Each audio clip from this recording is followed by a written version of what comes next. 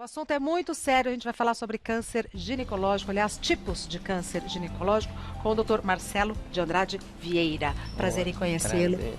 Obrigada por ter vindo. Obrigado. Você é coordenador da oncoginecologia do Hospital de Amor. Isso, de Barretos. É o Hospital de Barretos? É o hospital, isso, é o hospital que antigamente era o Hospital de Câncer de Barretos. Exato. Mudou. Mudou, agora ele é o Hospital de Amor. O nome mais apropriado, não? Sim, sim. Porque é um mais hospital referência, inclusive, né? Exato, Dr. e Marcelo? ele é referência principalmente na humanização dos pacientes. Exatamente. Então, sendo isso, adotou-se esse nome, porque fica mais elegante e pelo tratamento que a gente faz E define, melhor. né? Exato, define o define tratamento que é exatamente. feito. Vamos aos mitos e verdades sobre esse assunto. Doutor Marcelo, é mito ou verdade que a menopausa tem relação direta com a incidência de câncer ginecológico? Isso, Regina, é um mito. A gente tem alguns cânceres ginecológicos que estão relacionados à incidência na faixa etária da menopausa. Daí, algumas vezes se confunde esse aspecto, mas não é a menopausa que faz com que a mulher tenha mais câncer ginecológico. Perfeito. É mito ou verdade que anticoncepcional pode ajudar a prevenir alguns tipos de tumores? Isto é verdade. A gente tem alguns estudos mostrando, por exemplo, o câncer de ovário. As mulheres que usam o anticoncepcional, elas se previnem e têm menor risco de desenvolver a doença. E é interessante, o dado interessante, a cada 5 anos que ela usa, ela pode diminuir em 20% o risco de desenvolver o câncer de ovário. Interessante que quando ela cessar o uso, isso permanece. Tá. Então é um ganho. É um ganho, para as mulheres. Tá. É mito ou verdade que verrugas genitais levam ao câncer de colo do útero?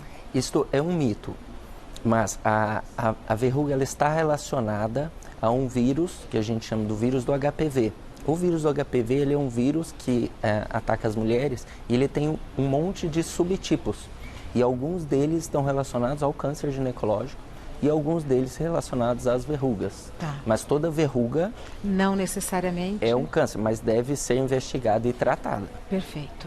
É mito ou verdade que cisto no ovário ou no útero pode evoluir para um tumor? Isto é um mito. O cisto, ele é como se fosse um saco com líquido interno. E ele muitas vezes é funcional. O que é funcional? Que a mulher desenvolve esse cisto, mas que regride espontaneamente ou usando, por exemplo, o anticoncepcional. Tá. Nos ovários são mais comuns os cistos. No útero são mais comuns os miomas. Que a pergunta muito frequente é se um mioma pode virar um câncer. Na verdade, não. Depende do lugar onde está. Isso, mas na verdade o mioma ele é um tumor benigno. Ele não está relacionado ao câncer, mas ele pode crescer e em algumas pacientes é necessário a ressecção, a retirada do mioma para ela ou diminuir as dores, sangramentos ou até relacionada à fertilidade também. Perfeito.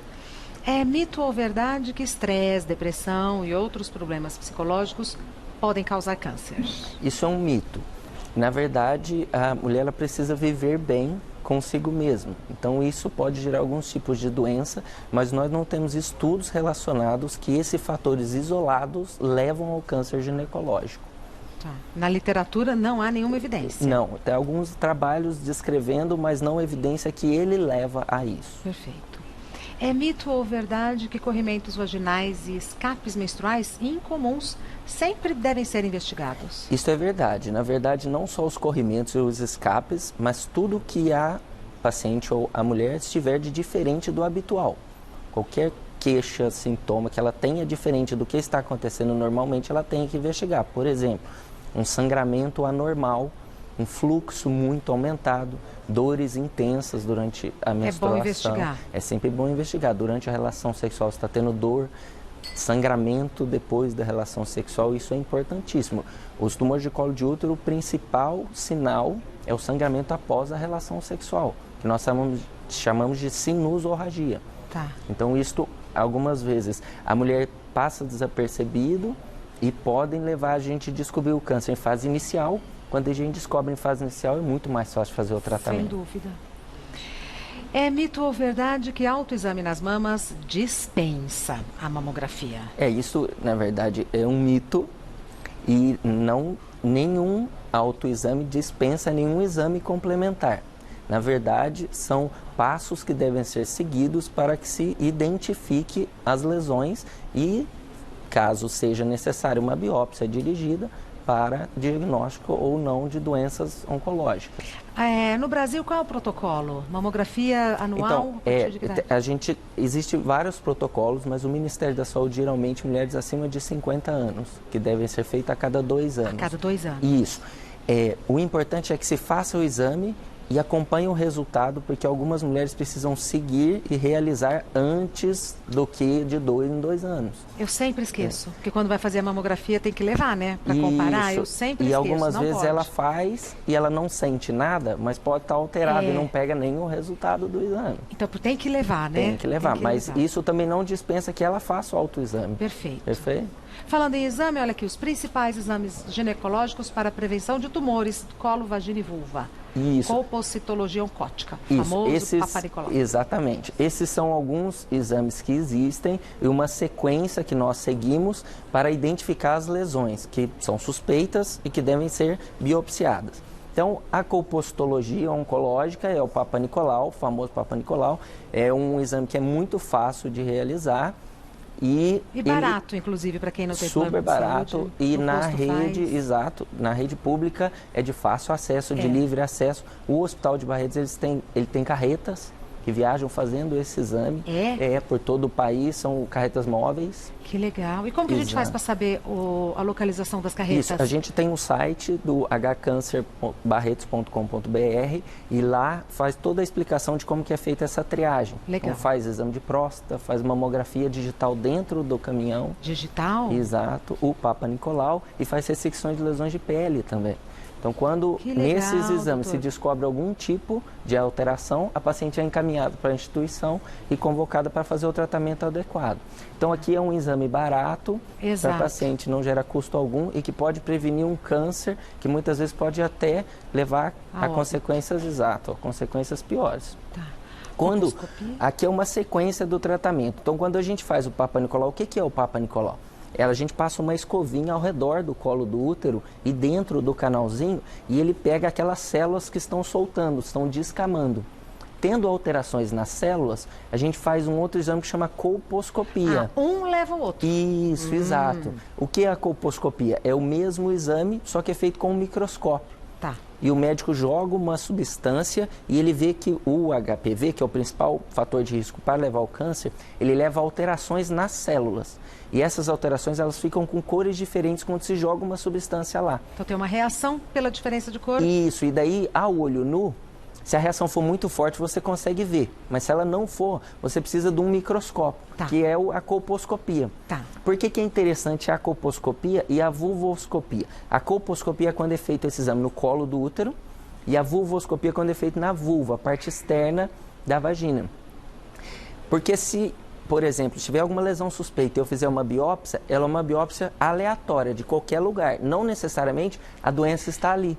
Quando a gente faz esse exame, a gente consegue identificar o ponto onde está. Exato. E você faz uma biópsia dirigida para a lesão. Tá. E daí tem a maior chance da gente fazer o diagnóstico de uma doença. E a biópsia é o que o médico coloca no pedido, biópsia se necessário. Isso, biópsia se necessário. E aquele estudo anátomo-patológico é o resultado que o médico patologista vai analisar a biópsia e nos trazer e falar, é câncer, não é câncer, é suspeito, precisa continuar investigando. Tá.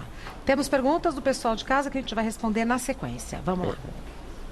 A Gisele. Há 2 anos sofri um acidente e tive um grande trauma nos seios. Há pouco tempo descobri que tenho câncer de mama. O tumor pode ter sido causado pela pancada?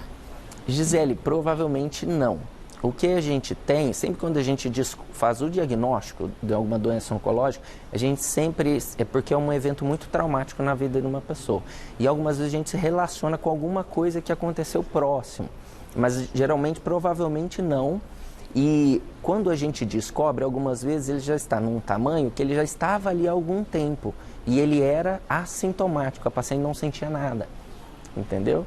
Então, provavelmente não tem relação. Nesse caso. Próxima pergunta enviada pela Nora. Minha filha faz tratamento para endometriose. A doença e a medicação pode predispor o câncer de ovário? Nora, é uma pergunta bem interessante. O tratamento, a doença, a medicação que ela vai fazer, provavelmente não. Tá. Certo? E a doença, a gente sabe, tem alguns estudos mostrando que a paciente que tem endometriose tem uma porcentagem um pouco maior do que a população normal de ter relação com um tipo de câncer. Ah, é? Isso, de câncer ginecológicos.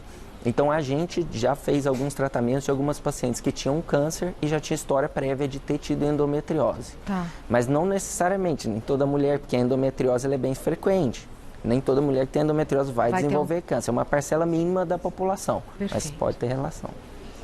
Próxima pergunta, Juliana. Tenho amenorreia por causa da alteração da tireoide. Essa falta de menstruação pode ser um fator de risco para câncer? Não, são coisas diferentes. A amenorreia é quando ela não tem a menstruação. Tá. Que não é a menopausa, é uma outra história. Não, exato. Esse daqui, inclusive, pode ser até a paciente bem jovem. Tá. Que ela tem alguma alteração do sistema nervoso central do cérebro que faz com que ela não consiga menstruar, com alteração hormonal. Mas isso não pode levar a câncer. A amenorreia, não. Pode ficar Porque sossegado. quando, um exemplo, quando se faz uso de alguns anticoncepcionais, você fica sem menstruar.